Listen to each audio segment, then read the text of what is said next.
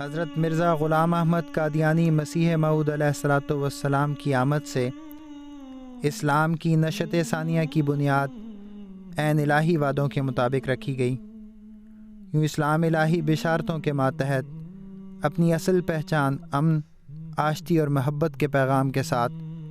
ایک دفعہ پھر دنیا کے کونے کونے کی طرف رواں دواں ہوا۔ اسلام کی اس خوشبو سے مہکنے والی سرزمین اندلس جو آج کل اسپین کے نام سے جانی پہچانی جاتی ہے، یہ سرزمین اپنے تابداک ماضی کے ساتھ ایک دفعہ پھر اس وقت اس خوشبو سے مہکی جب مسیح محمدی کا ایک غلام دنیاوی خوشبوؤں کے ساتھ حقیقی خوشبو اسلام کے پیغام کو لے کر اسپین کی نہ صرف اسلام مخالف بلکہ مذہب مخالف سرزمین پر وارد ہوا۔ حضرت مصلح موعود رضی اللہ عنہ نے ایک بار اسپین کے ایک بہادر جرنیل کی شہادت کا ذکر کرتے ہوئے اسے مخاطب کر کے فرمایا، اے شہید وفا، تم اکیلے نہیں ہو، محمد صلی اللہ علیہ وسلم کے دین کے سچے خادم منتظر ہیں۔ جب خدا تعالیٰ کی طرف سے آواز آئے گی، وہ پروانوں کی طرح اس ملک میں داخل ہوں گے اور اللہ تعالیٰ کے نور کو وہاں پھیلائیں گے۔ حضرت مصلح موعود رضی اللہ عنہ نے ارض اندلس پر عصر نو اسلام کا جھنڈا لہرانے کے لیے 1 فروری 1936 کو محترم ملک محمد شریف صاحب گجراتی کو قادیان سے اسپین روانہ فرما کر جس مشن کا آغاز فرمایا تھا، وہ خلفائے احمدیت کی بابرکت دعاؤں، محترم مولانا کرم الہی ظفر صاحب جیسے وفاشار اور فدائی واقفین زندگی کی بے لوث قربانیوں سے مسلسل آگے بڑھ رہا ہے۔ میری مراد برادر مکرم کرم الہی صاحب ظفر اور ان کے خاندان کی قربانی سے ہے۔ لمبا عرصہ اس خاندان نے اسپین میں دن رات احمدیت کی خدمت کے لیے سر توڑ کوشش کی۔ ایسے وقتوں میں جب کہ اس جہاں کی حکومت اتنی تنگ دل اور سخت تھی کہ دوسرے عیسائی فرقوں کو بھی اجازت نہیں تھی کہ وہ یہاں تبلیغ کرتے۔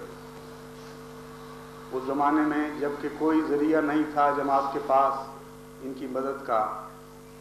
مالی حالات کی تنگی بھی تھی اور قوانین کی روک کی رستے میں حائل تھی، اور ممکن نہیں تھا کہ ان کو سلسلہ کسی قسم کی مدد دے سکتا۔ انہوں نے ایک خاص جذبہ قربانی میں اپنے آپ کو پیش کیا اور حضرت مصلح موعود نے اس قربانی کو قبول فرمایا۔ آپ نے قبول فرمایا اور اللہ کی محبت کی نظر نے بھی قبول فرمایا،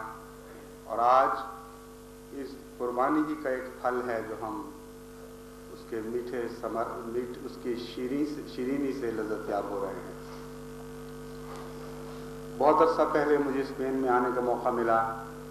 اور میں نے اپنی آنکھوں سے وہ نظارہ دیکھا جو ہمیشہ کے لیے میرے دل پہ نقش ہو گیا۔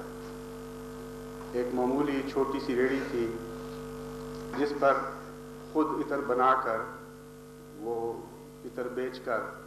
اپنا گزارا بھی کرتے تھے اور تبلیغ کا کام بھی کرتے تھے۔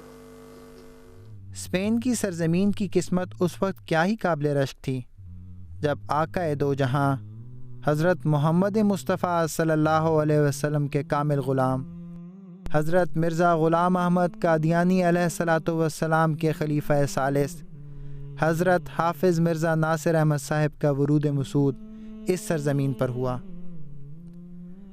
حضرت خلیفۃ المسیح ثالث رحمہ اللہ جب 1970 میں اسپین تشریف لائے تھے تو غرناطہ قیام کے دوران ایک رات ایسی آئی جب کہ حضور نے عرش تک پہنچنے والی تڑپ اور سوز کی حامل دعا کی۔ صبح کے وقت حضور کو اللہ تعالیٰ نے الہام فرمایا، مَن یتوکل علی اللہ فہو حسبہ ان اللہ بالغ امرہ قد جعل اللہ لکل شیء قدرا۔ جماعت احمدیہ کو اسپین میں تقریباً 750 سال کے بعد اسلام کی نشت ثانیہ کے دور میں خلافت ثالثہ کے عہد باسعادت میں پیدرآباد کے مقام پر مسجد بنانے کی توفیق ملی، اور 9 اکتوبر 1980 کو وہ ساعت سعد آئی جب حضرت خلیفۃ المسیح الثالث رحمہ اللہ نے اپنے دست مبارک سے نہایت متضرعانہ دعاؤں کے ساتھ مسجد کا سنگ بنیاد رکھا اور اسے مسجد بشارت کے نام سے موسوم کیا۔ جماعت احمدیہ کی یہ مسجد اس خطے میں اسلام کے احیاء نو کے اس عظیم الشان انقلاب کا پیش خیمہ ہے جس کا ظہور خدا تعالیٰ کا منشا اور اس کی اٹل تقدیر ہے۔ خلفائے احمدیت کی آمد سے وابستہ یہ برکات کا سلسلہ اب تک جاری ہے۔ حضرت خلیفۃ المسیح الرابع رحمہ اللہ نے اپنے دور خلافت کے آغاز میں ہی اسپین کا دورہ فرمایا اور 10 ستمبر 1982 کو مسجد بشارت اسپین کا افتتاح فرمایا۔ اسپین کی مٹی کو اپنے آنسوں سے تر کریں، اتنے آنسو بہائیں کہ خدا کی تقدیر کی بارش، رحمتیں بارش کی طرح برسنے لگیں اس ملک کے۔ ہر آنسو سے وہ روحیں پیدا ہوں جو اسلام کے لیے ایک انقلاب کا پیغام دیتا ہے۔ دین احمد کا جو آج سالار ہے، تیر ہاتھوں میں اس کے نہ تلوار ہے، ساتھ فوجوں کی کوئی نہ یلغار ہے، ابن منصور کی ایک للکار ہے۔ سن 2005 میں اسپین کی قسمت ایک دفعہ پھر جاگ اٹھی جب حضرت خلیفۃ المسیح الخامس ایدہ اللہ تعالیٰ بنصر عزیز نے اس سرزمین کا دورہ فرمایا۔ آپ نے اس دوران اس خواہش کا اظہار فرمایا، اور یقیناً اس جماعت نے دنیا پر غالب آنا ہے انشاءاللہ تعالی، لیکن لوہے کی تلوار چلا کر نہیں، بندوقوں اور توپ کے گولے چلا کر نہیں، بلکہ پیار اور محبت کے تیر چلا کر،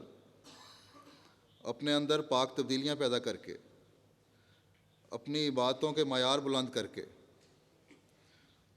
اپنی راتوں کو اس کے حضور جھکتے ہوئے، گڑ گڑاتے ہوئے، دعائیں کرتے ہوئے گزار کر۔